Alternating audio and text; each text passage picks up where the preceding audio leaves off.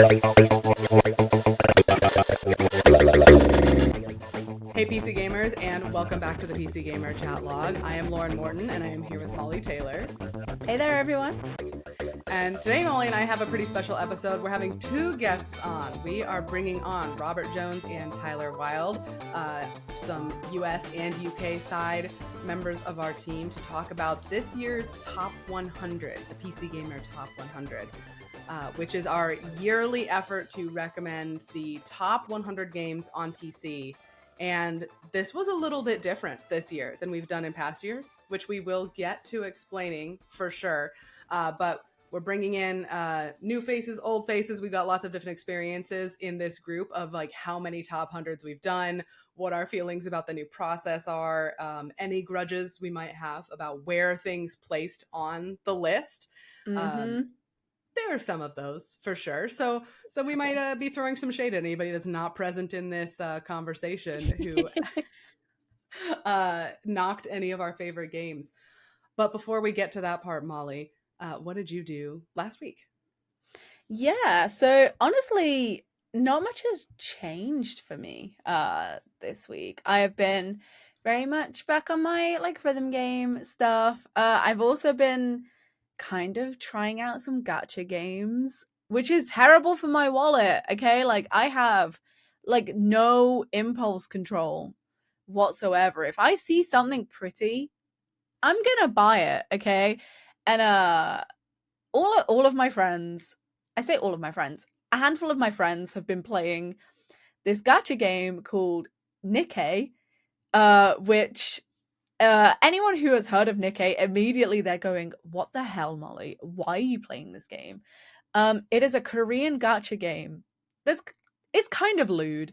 It's like all of the characters, they've got like, they're very like voluptuous, and like the animations are very questionable. But the soundtrack is composed by a rhythm game, like a quite a popular rhythm game composer who's done a lot of work for rhythm games like DJ Max and Pump It Up, both of which I play on a regular basis. And it's one of those games where like people say, oh, play it for the story, and you think, haha, that's really funny. You're just saying that. And then you play it and it's like, oh, the story is actually like pretty good. They did like a Nier collaboration recently. That's why I started playing it, because of the Nier characters. And I've been playing it here and there. I've been surprisingly enjoying it despite the ratio of like boobs and butts to everything else in the game. It's one of those where sort of as you kind of become desensitized to it as you start playing it, right? And then you forget that it looks the way that it looks until someone else points it out. But it's kind of like, oh, it's kind what of have like I been doing? yeah. It's kind of like military as well, because I don't know, there's like a big like military theme running throughout. There's a lot of weird things about it, but I'm weirdly enjoying it. But it is a gacha game. I stopped playing Honkai a few weeks ago, and I needed something to fill the gacha void. And Nikkei has kind of been that game to some degree of regret. You can't so that's fully been escape. yeah. That's been my week. How about you, Lauren? I have been going back to Baldur's Gate 3 because, of course, we played a lot of Baldur's Gate 3. We had a big conversation about it on this podcast that you can go back and listen to, and then also a great big interview with their lead writer.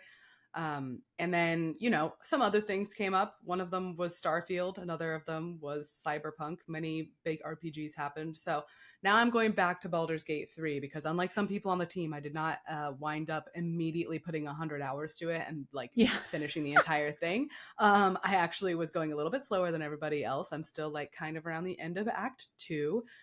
So I've been going back, playing alongside a friend who picked it up sort of after the like initial first big rush. So getting to experience it alongside her, which has been great. That's super fun. Yeah, that's mostly been it for this week. Is just going back and being like making sure I give Baldur's Gate 3 like its proper due in my life. Make sure I enjoy the experience of it. You know, giving it that time instead of rushing through. Not that anybody on our team who got through it very quickly didn't enjoy it. We know they absolutely did, but I like going a little bit slower. So yeah, that's mostly what I've been getting into recently, is going back to that here before we start thinking about, like, I don't know, the end of the year and things like that. Yeah. But yeah. And yeah, speaking of yearly stuff, yeah, that's the conversation we're having today, is about that yearly full PC gamer team all out brawl over the top 100 PC games for this year, which we'll come back and do again next year. Yeah, and we'll just be having these same fights forever and ever, and the list will marginally change. And you get to witness that, how the list changes by the way that the team changes. We talk about a little bit of that as well. So yeah, without further ado, Molly, we will go grab Robert and Tyler, and we will kick off this discussion about this year's 2023's top 100 PC games that you can play. All right. Thank you, Tyler and Rob, for joining us for a breakdown of some of our opinions. We're going to maybe get into some of the rankings from this year's top 100, and if we have any personal feelings or grudges about them potentially. And the way we did it this year was very different from the way it has been done for many years prior, which we will get into. Before we explain that bit, Tyler and Rob and Molly, what year of top 100 is this for each of you? And I'll let Rob go because I know your answer is pretty easy. It's easy. It's the first year. Yeah, I'm the new guy here. So yeah, I don't have any previous experience. Certainly not in-house. Like finding out as a reader, absolutely. But no, this is my first year on the team. Tyler, you've been in the game the longest, right? Out of all of us. Yeah. So I just checked, and PC Gamer has been doing the top 100 since before I started. So since the 90s, and I started in 2011. So I think I joined PC Gamer that year after the top 100 was already done. So that would put me at 11, I guess, which is a lot. It's a lot of top 100s. I don't remember what I voted for in 2012. Or if we even voted, we might have just sat in an actual room, not a video. Back when there was an office, and argued. Yeah, and yeah, that's fun. What about you, Molly? You're slightly longer than me. Yeah, so this is my third top 100. I started here in late 2020, so I was between the 2020 and the 2021 top 100. So yeah, this is my third year, which is terrifying already.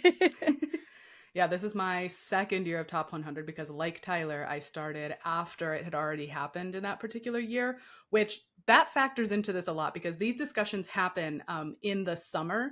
People don't read it until the autumn, but these conversations happen like June-ish approximately. I've already forgotten when exactly we did this year, but importantly, there are some very big games that came out after this discussion happened. So they are not on the top 100 list for this year, and they will get their shot next year. But this year, what we did was we had a very, very complex spreadsheet, this giant voting machine that we all entered opinions into. We nominated close to 200 games. I think it might have been more than 200 games that we actually. It was a lot of games to vote on, with 4 different categories. We rated them on their importance, how they play today, just our personal level of enjoyment for that game, and also the hotness of the community, how involved still things are. And these were all left up to interpretation a little bit, but we voted on so many games instead of doing a full argument style. This used to be, as you say, Tyler, just a giant freeform argument, huge meetings, lengthy meetings debating the positions of 100 games. There was a spreadsheet involved, right? And there was a nominations process, but then we would just go through the list one by one. Phil would say the name of a game, and then we would just sit and wait until someone started arguing about it, where it should go.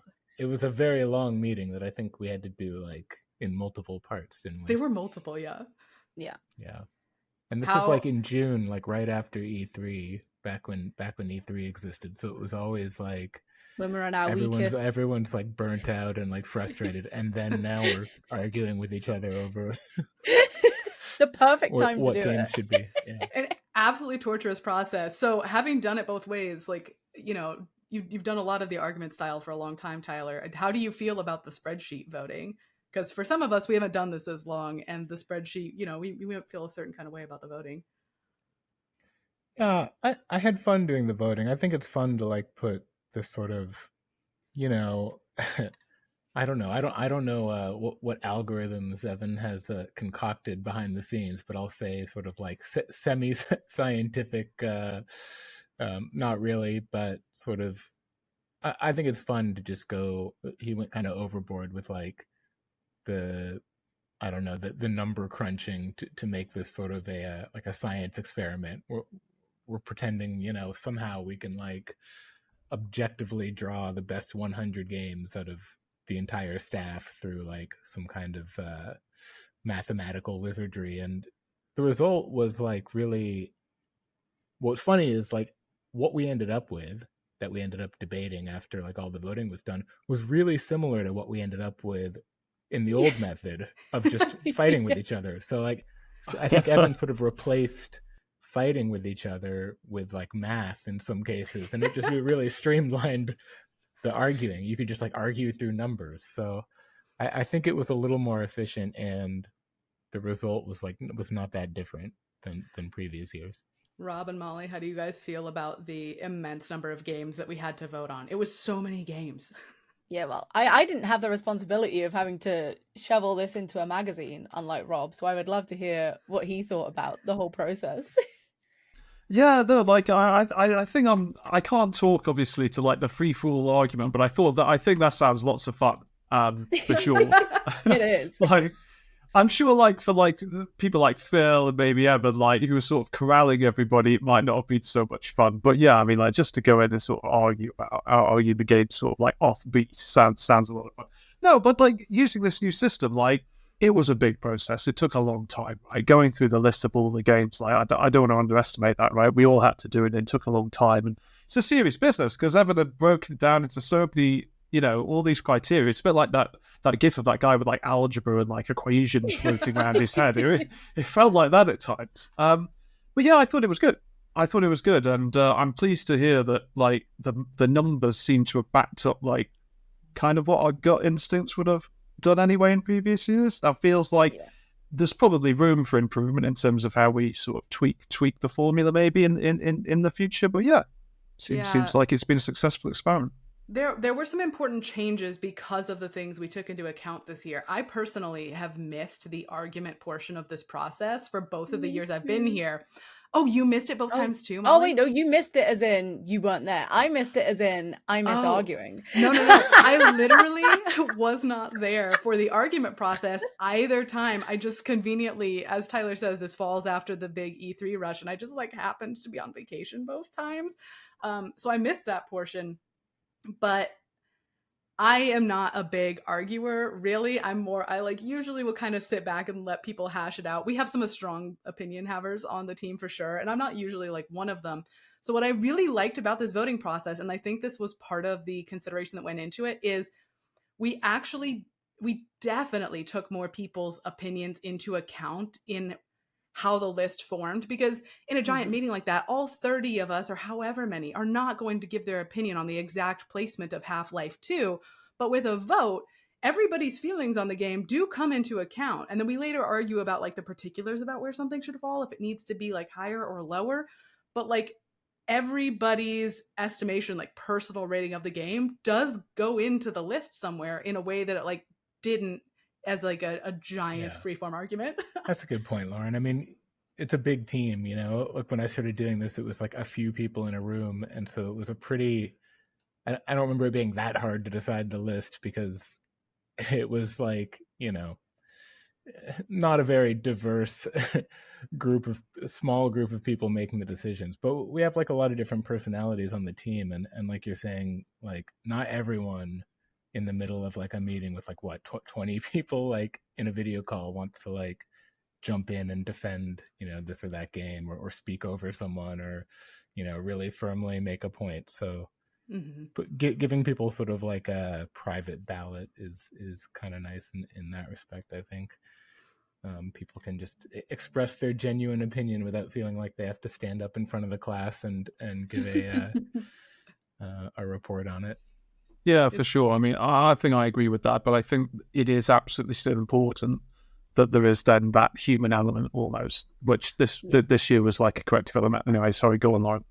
No, that's a good point. Yeah, we did get to keep like both of those parts, so we got to all vote on it, and then we did get to argue about things. It's all the same arguments anyway. It's people who really like From Software games. It's people who like Kojima and people who don't like Kojima. It's what else do we argue about? So like those mainly.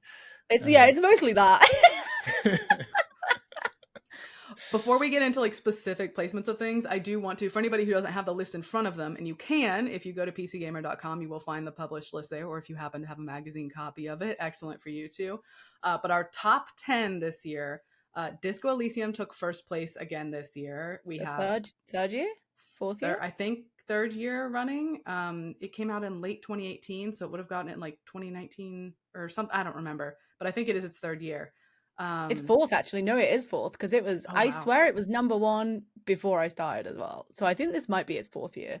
Disco Elysium has had a run one way or another. The Witcher 3 Wild Hunt, Crusader Kings 3, Dwarf Fortress, Half-Life 2, Street Fighter 6, Red Dead Redemption 2, Counter-Strike Global Offensive, Divinity Original Sin 2, and XCOM 2. That's a lot of twos. That is a lot of second games in a series. But that is the top 10. I guess before we get into the other specific placements, Disco Elysium's run is top 1. How are people feeling about that at this particular moment?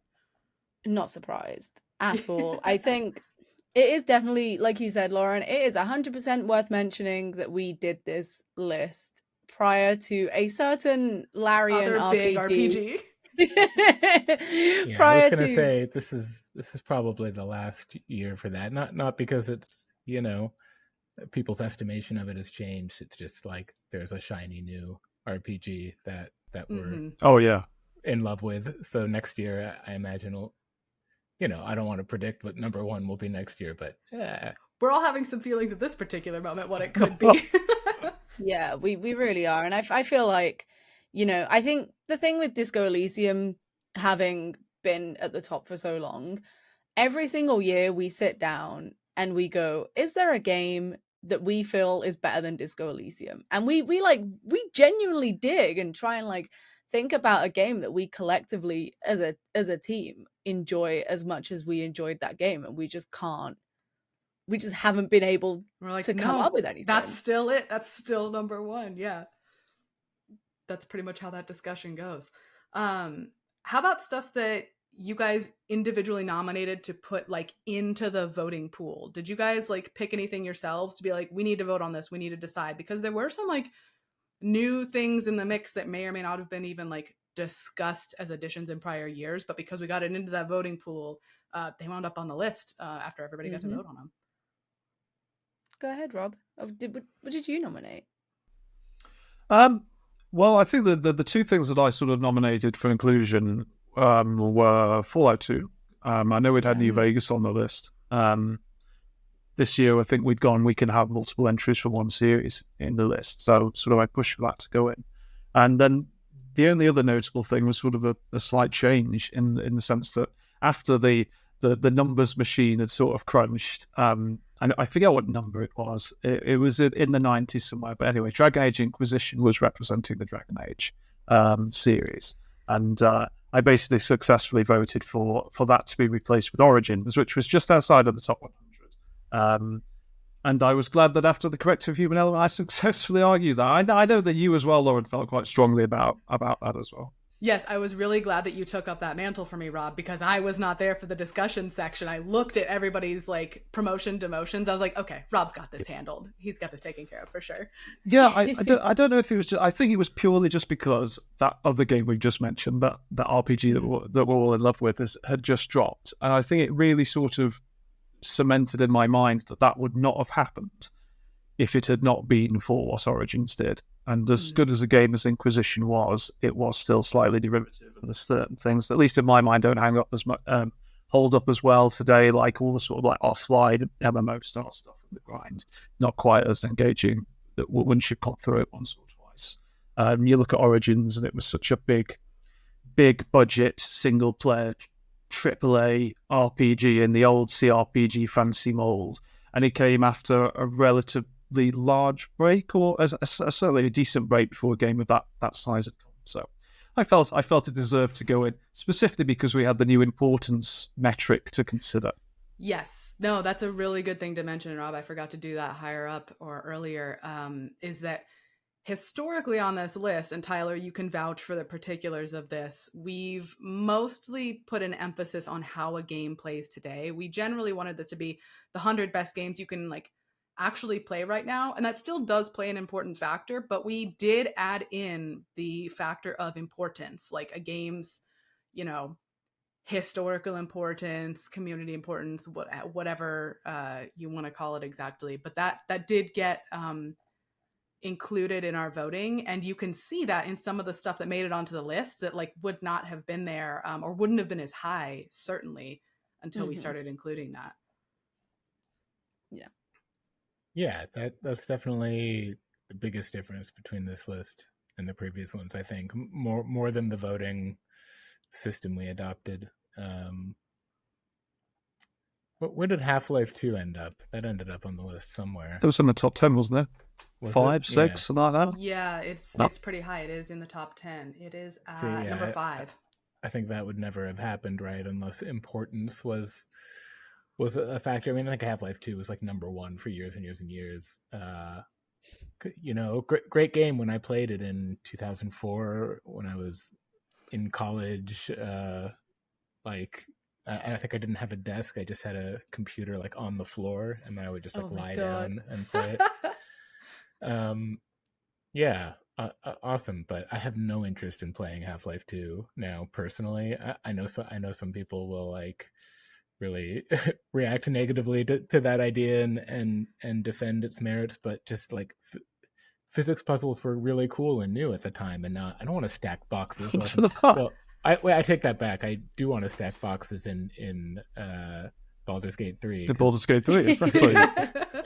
So useful. Maybe I take it back. Maybe actually physics puzzles are still the best, but I just mean, Half-Life 2, incredibly influential, important game. Like, I think it's cool to have it on the list, but would I go to someone today and be like, oh, you want to play a video game? You should check out Half-Life 2. It's this really cool shooter. I don't think I would. So you've probably not heard of this one. Yeah. So that really changes the nature of the list that we're now considering, like, importance to the history of gaming, influence, that kind of thing.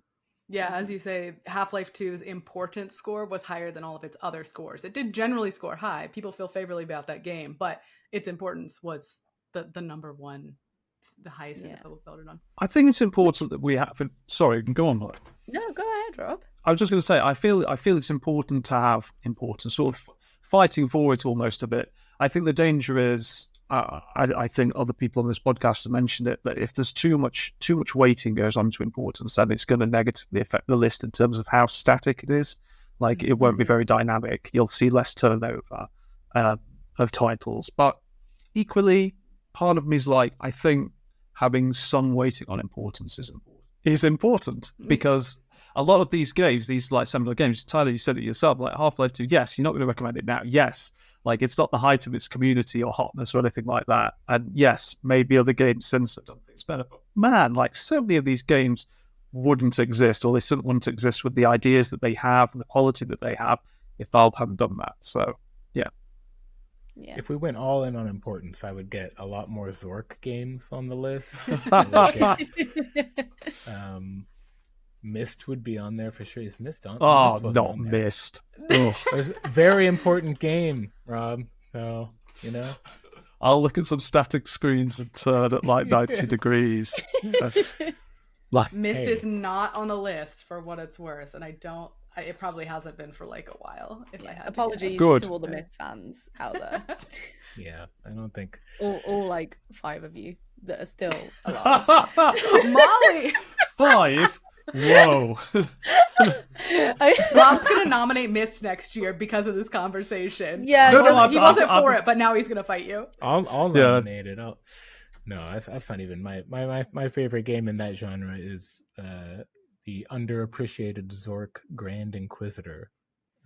Really, really good game. You can get it on Steam. It's like the resolution is some ungodly small number, so it's just like giant pixelated FMV in your face, but really good, really good. That should be on the list. Important game.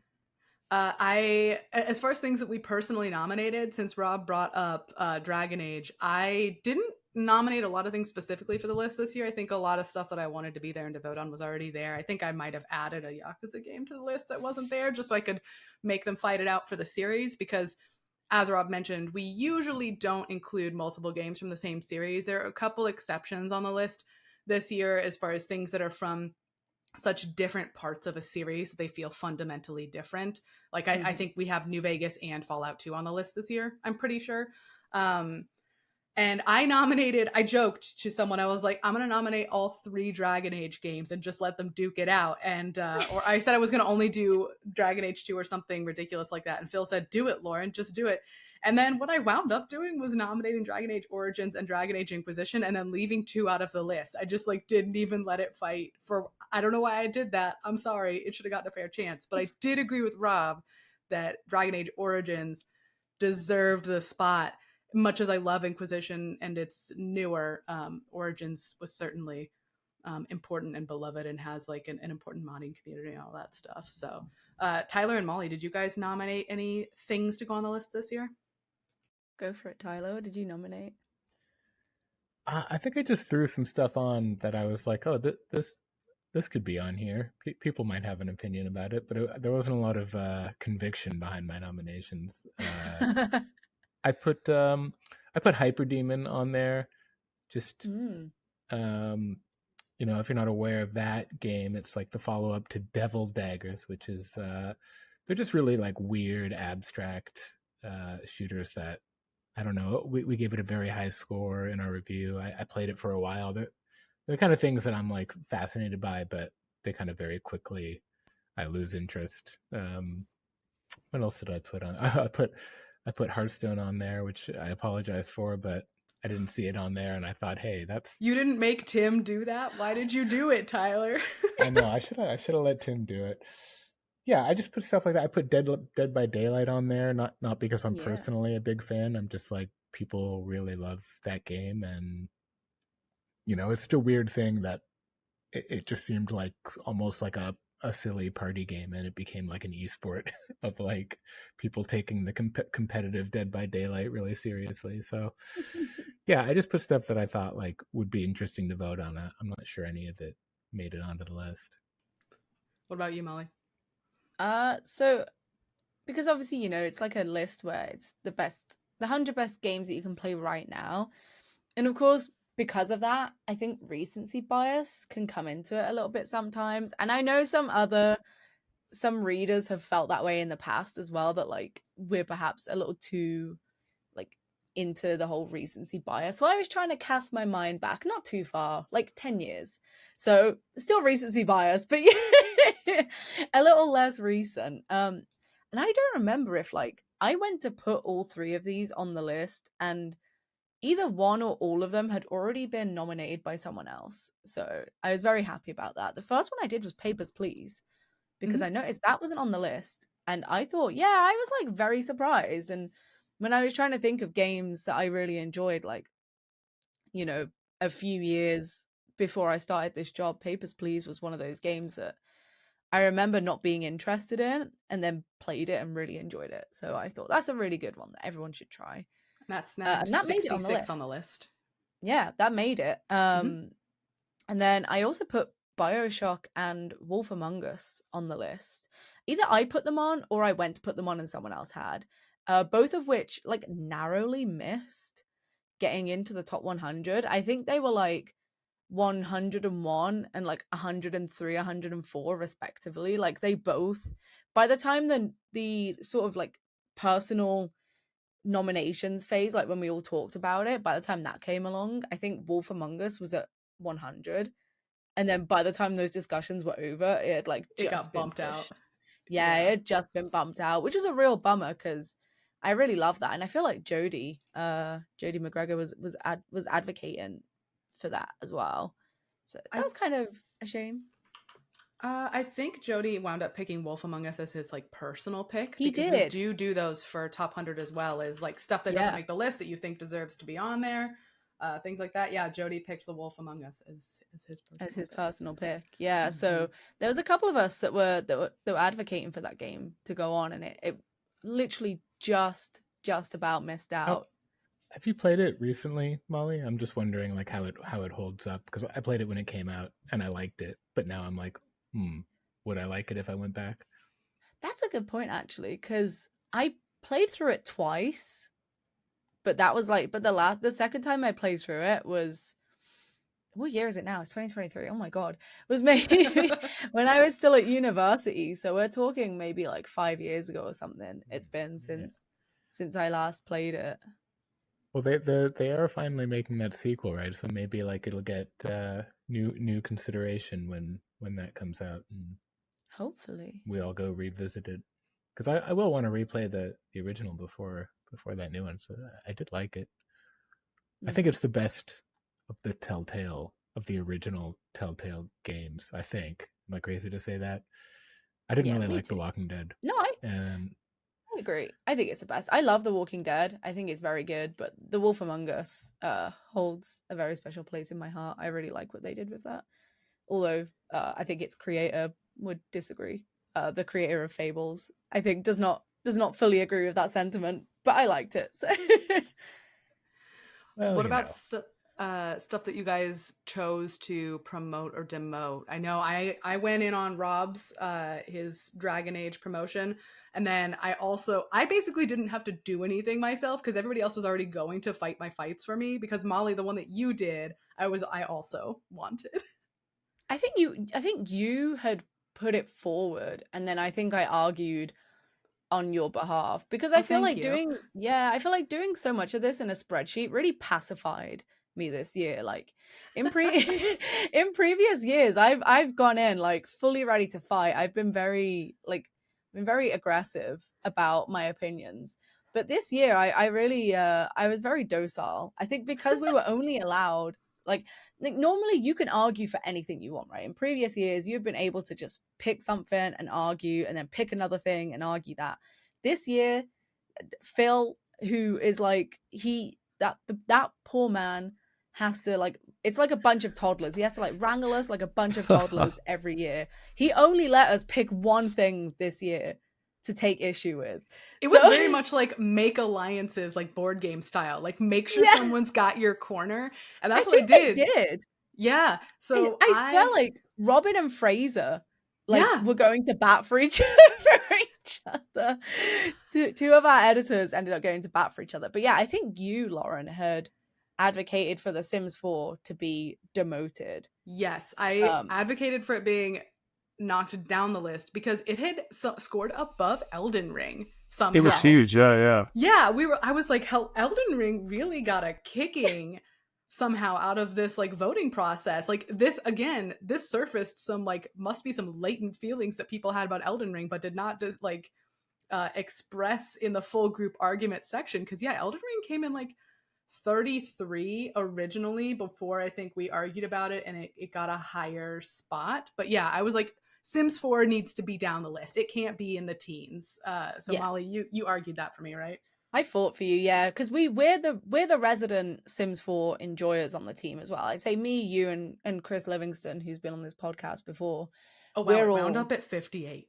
Was it 58 in the end? We really kicked it down the list. I think it was deserved because it had been hovering around that the previous year as well. I think the previous year it was in like the 50s, and you know, I think the importance category once again had perhaps like artificially inflated its standing on the list. But yeah, me and you are big lovers of that game, but we both know it didn't deserve to be in the 30s. We both knew it wasn't better than Elden Ring. It needs competition, and we're still waiting on it to have competition, and I hope some of that arrives in time to have an argument next year. So Sims like really got kicked down the list, and then Elden Ring round up higher Yeah. at 23 by the time it's all said and Well, done. what is it? Life by You, I think, is coming relatively Yeah, early you- next year.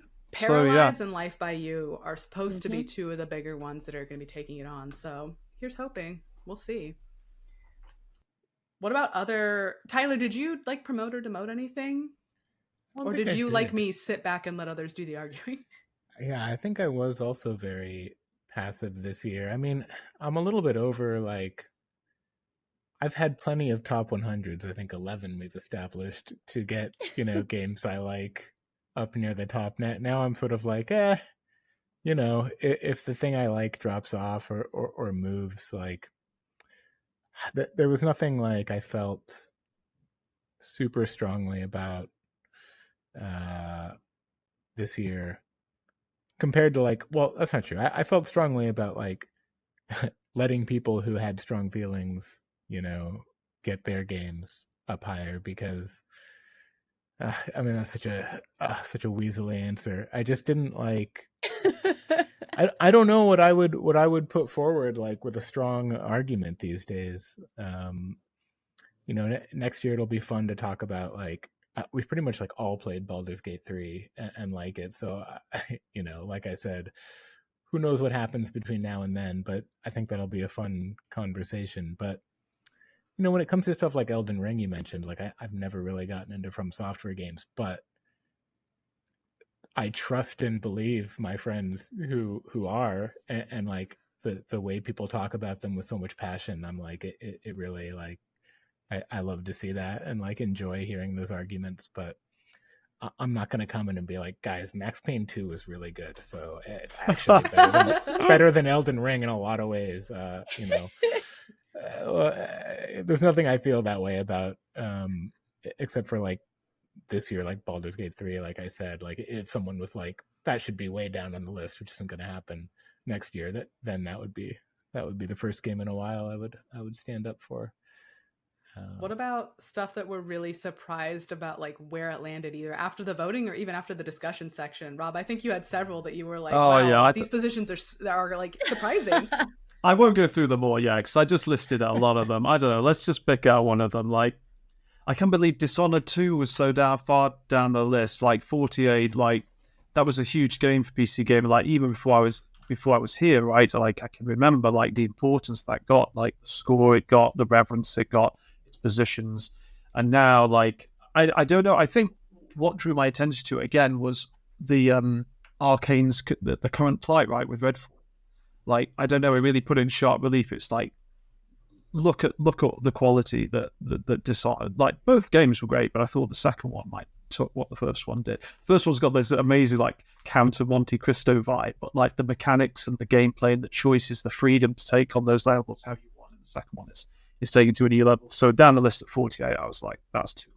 Too low. Maybe I'm still like feeling stung from the PC version was like, if you recall, the port was like really not very good when it launched, and it took them a little while to patch it, and we gave it that great score because it was a great game, and then people were like all mad because it's the port is bad and it needs to be fixed, and it was just a headache at the time trying to like figure out how to rate that game.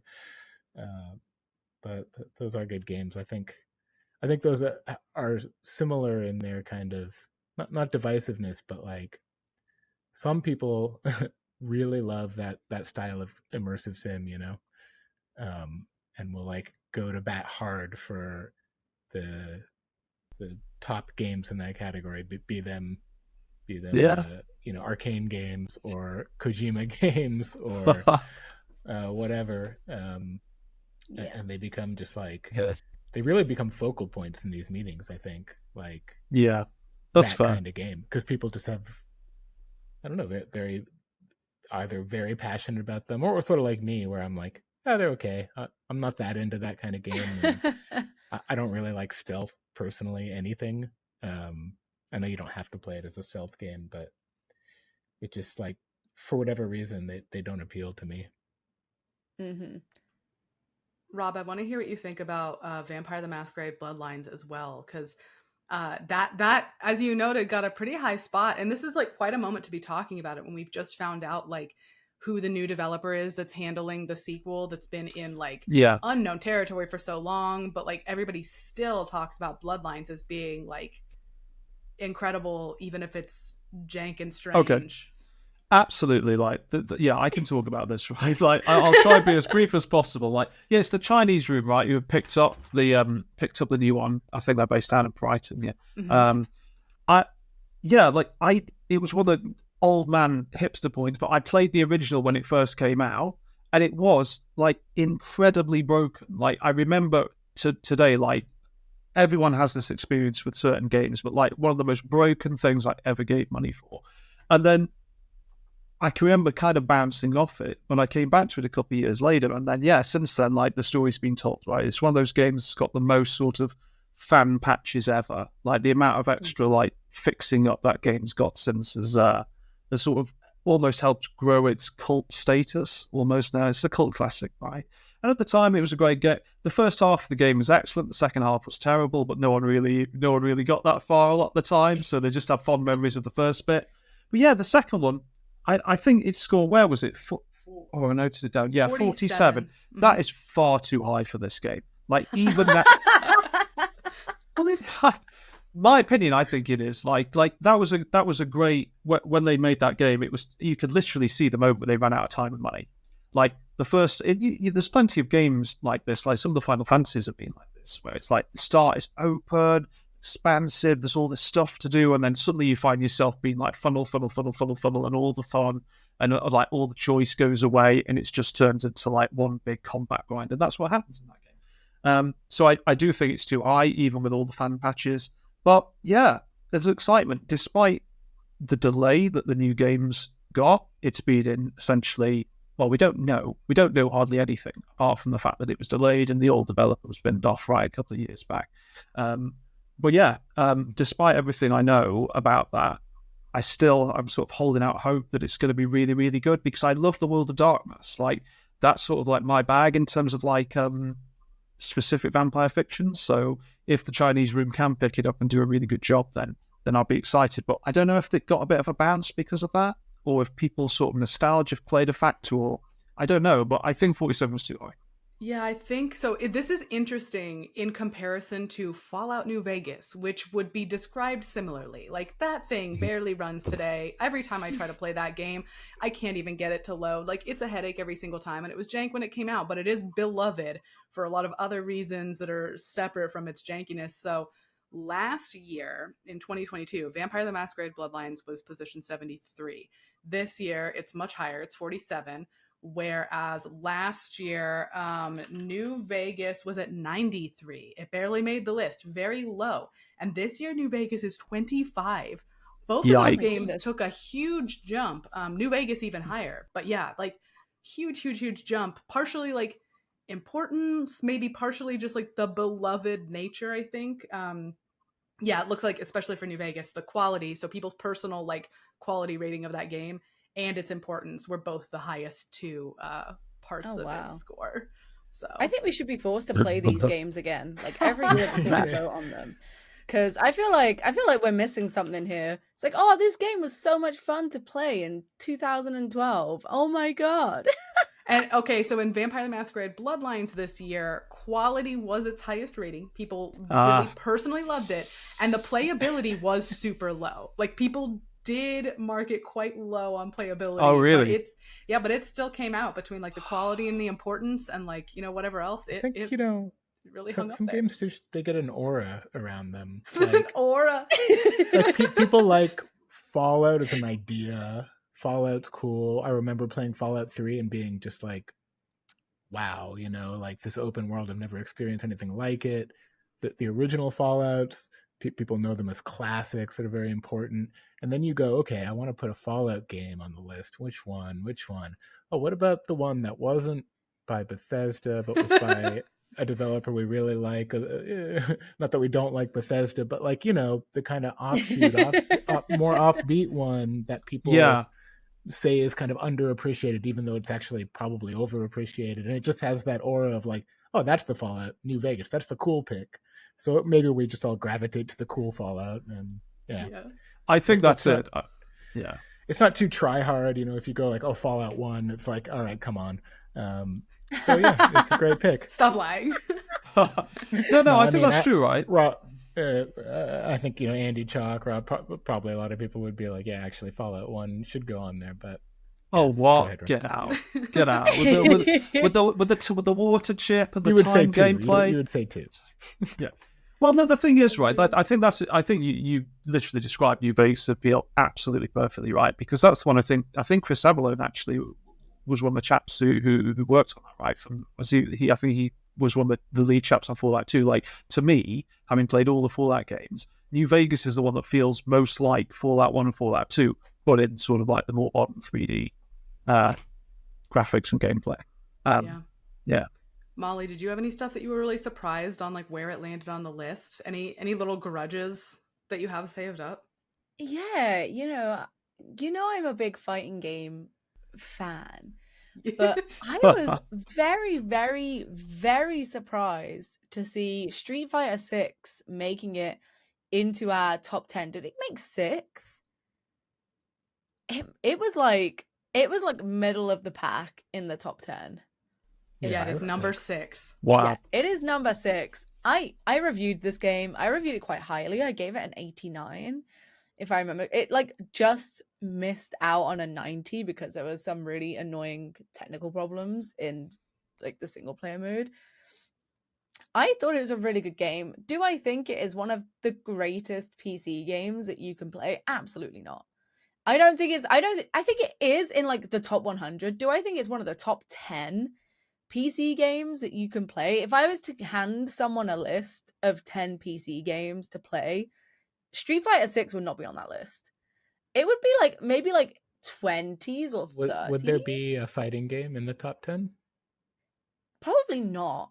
I don't know. Not really a PC genre or a genre you associate with PC, right? It's becoming one, I think. A lot of people are definitely starting to gravitate towards PC. There's a lot of advocating for tournaments to start being held on PC as well. I definitely think the PC player base is becoming significantly larger now, especially among pro players as well. Yeah. However, I've been playing Street Fighters on PC since 4. I mean, yeah, that's on my own, obviously if I was with friends, they would have a console version, but console.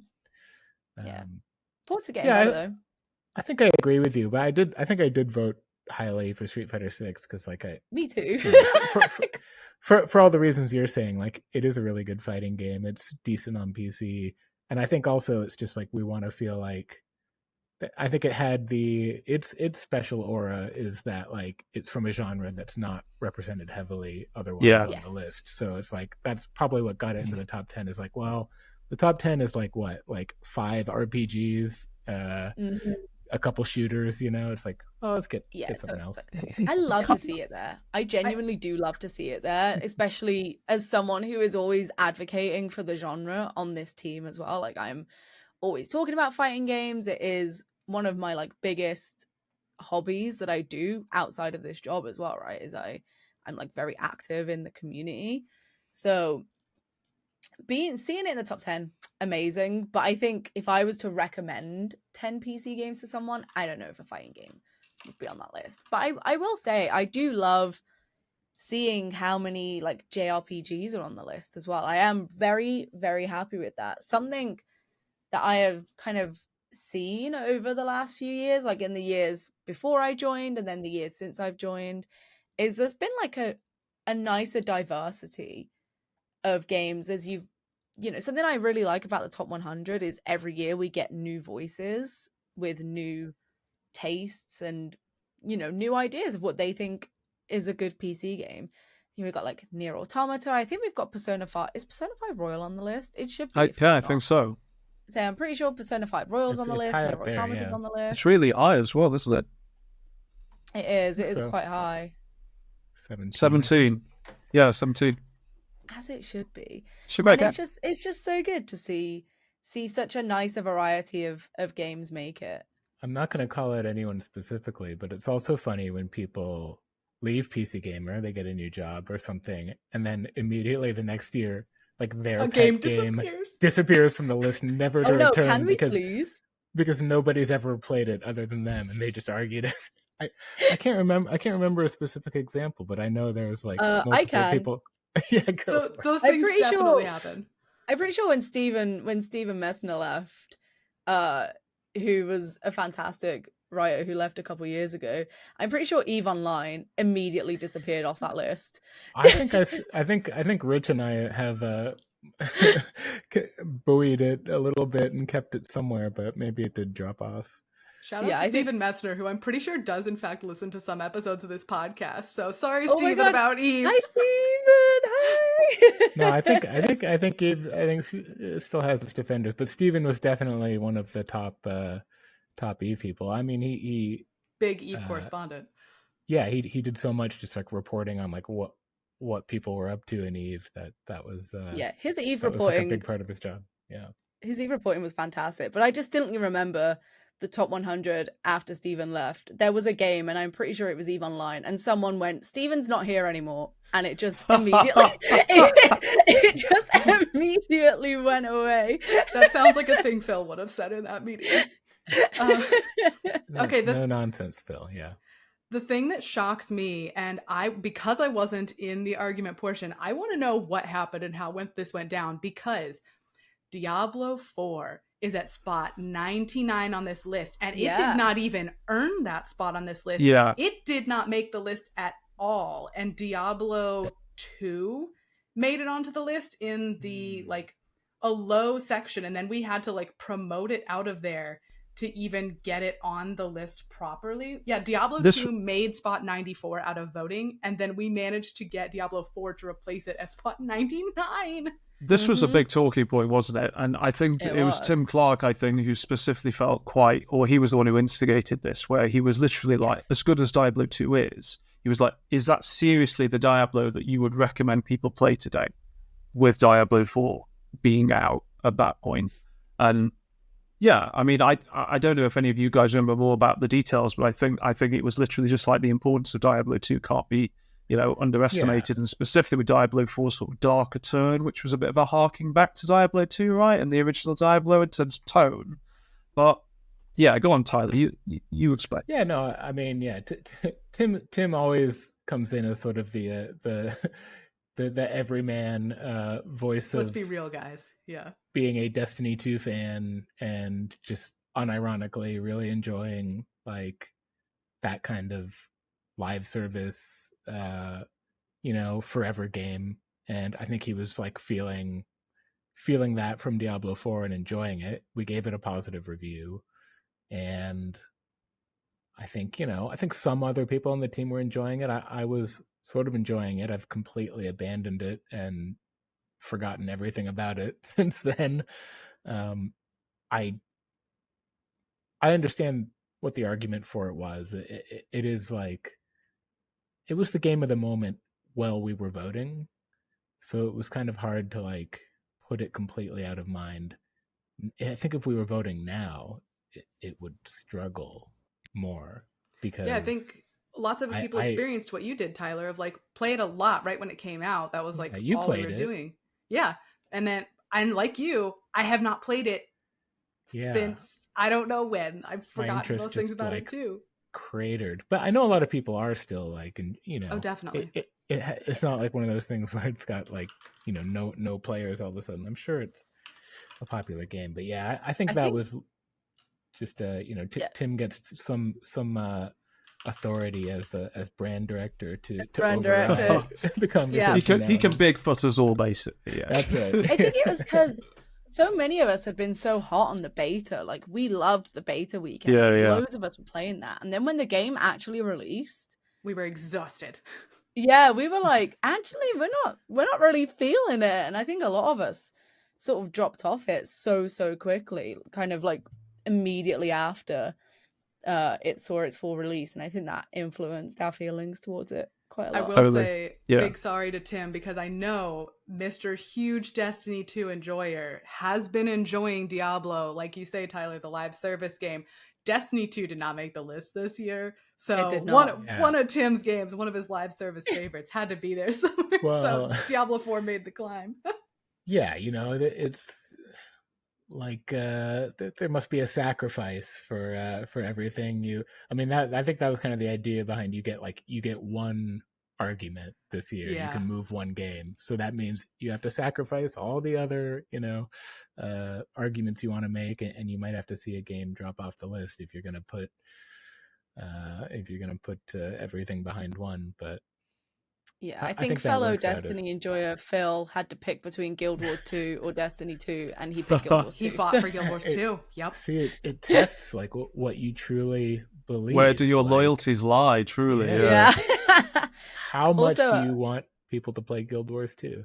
You have to separate the things that you love and spend time on and the things that you actually believe are good. You have to be willing to make that reckoning within yourself. You're like, does it really need to be on the top 100, even though I really love it? Or do I think something else is actually better? Yeah. Not to linger on this topic too long, but like I went back and played like the Diablo 2, like the remastered one, because I loved that game as like it came out when I was a teenager. I wasn't really feeling it. I don't even know if any Diablo gets on the list next year. I mean, I'm not going to back any of them, because when I went back and tried to replay Diablo 2, I was bored, honestly. We will see. It was good also, at the time. At the time, yeah. Also, our deepest apologies to our resident Kojima enjoyer, Rich Danton, senior editor, for the fact that Death Stranding dropped something like 80 something places this year. It was in like top 10 or top 15 last year, and it is in the 90s this and year. I think he was promoted into the 90s. I think he had to argue for it to be promoted in, I if I remember correctly. Yeah. I think people post 2020 were just really feeling that game, and also the composition of the team was different. We had more Kojima likers, I think. I think James really fought for it in the past. Probably. Well, as we wrap up here, any last shout outs to things that were either surprising or fights you want to pick next year? I'll just have one. I was really pleased to see how high Pentiment was on the list, which was within the top 20. Great game. That's what I'll say. Really happy that it's up there. Deserved. Very deserved. Yeah. It was a good list this year. I know we've nitpicked a little bit at it, but I think, when we're a team of 20-something people, 25, 26 people, all with very different tastes in video games, it's very difficult to settle on a list that we all... Just 100. Only that we all enjoy in its entirety. So that's what makes it fun to do every year, because it's every year. It's like tastes change and the argument's a little bit different. Mm-hmm. I think you said it earlier, Mollie. Like, that's the one thing I would say about this list. Like, regardless of where you think certain games should be, I just think the variety on it is astounding. It's incredible. Like, it's a great sort of like PC. This is PC gaming, right? And there's so much choice and variety, and it's represented on that list. Yeah, it's a big cross section of the hobby for sure. Yeah. Thank you, Rob, for putting together the magazine edition as well, helping to get that sorted out. Which no problem. Sorry, Mollie, go on. No, I was just gonna say, if you hadn't picked up that issue, what are you doing? You should go do a back order right now. This is what I was gonna say. If you're listening to this, watching this, whatever you're doing, go buy PC Gamer magazine. It's the best magazine in the world. It's great. The edition with the top 100 in it isn't on newsstands anymore. It did come out like around the summertime, sometime, or not during the summertime. That's when we did this. It's sometime. It might be around. Is it out right now? It was. No, it's not out right now, but it's like just an issue or so back. So back order, go buy it. Loads of them. And if you want a digital reference, you can find it on pcgamer.com. That is where all our arguments for it will live, in that format as well. So thank you, Tyler and Rob and Mollie, for coming on to argue a bit with us. You know what? Actually, much more civil than the usual argument format of the top 100. We all have our grudges for next year to be taking on. So thank you, guys. That's it for this year on Top 100. Thank you. Pleasure. Thanks for having me.